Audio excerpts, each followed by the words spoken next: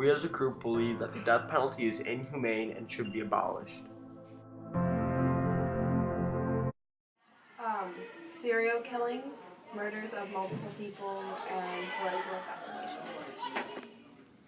The crimes that I think are eligible to receive the death penalty, that's a very deep question that I have to first ask myself if I believe in the death penalty.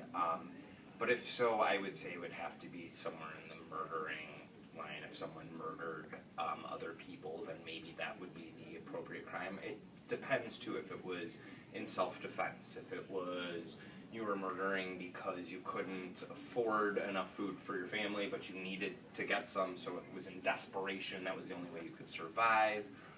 So I think the motive of the crime kind of has to go along with it. If it was someone who just was kind of monstrous and didn't have any remorse or didn't have any regret, then yeah, maybe taxpayers shouldn't be paying for them to live in jail for the rest of their lives.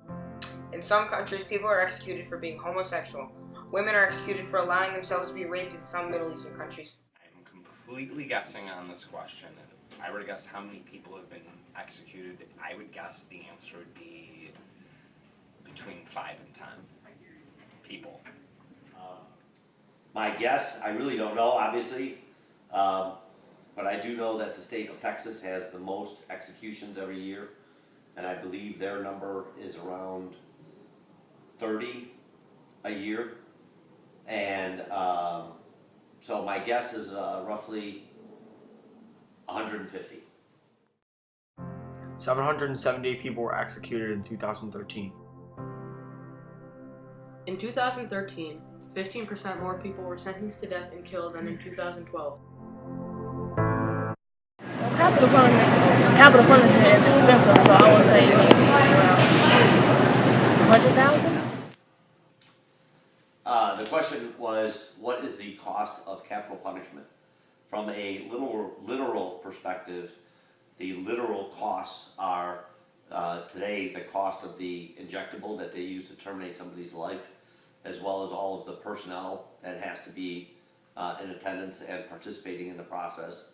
There's costs for when they used to use the electric chair for the actual hardware and the electrical current. And then lastly, they used to use a gas chamber, and there are obviously costs involved with setting up a chamber as well as the cost of the gas. Then there's a not so literal cost to capital punishment, and that cost would be, what does it cost not to use capital punishment? Or in other words, keeping that person in prison, having to provide housing as well as food and clothing, medical care for years upon years upon years. So that is the different cost. And I think it's very important for me to be clear that that is not a judgment one way or the other, either in favor or against capital punishment, rather just stating what the costs are or would be. $137 million are spent on capital punishment. The one I think that's most commonly used is lethal injection.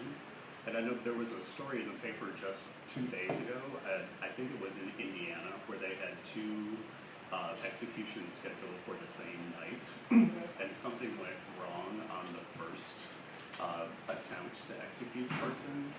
Something went wrong with the first medication that's supposed to make him unconscious, so he wasn't unconscious when they put the other 2 in, so it was a really violent death that lasted for about 45 minutes. Okay. So they canceled the second execution because they wanted to do some more research on it. So that's the only one that I know is still used, and I would not even advocate that given stories like this that I read in the paper.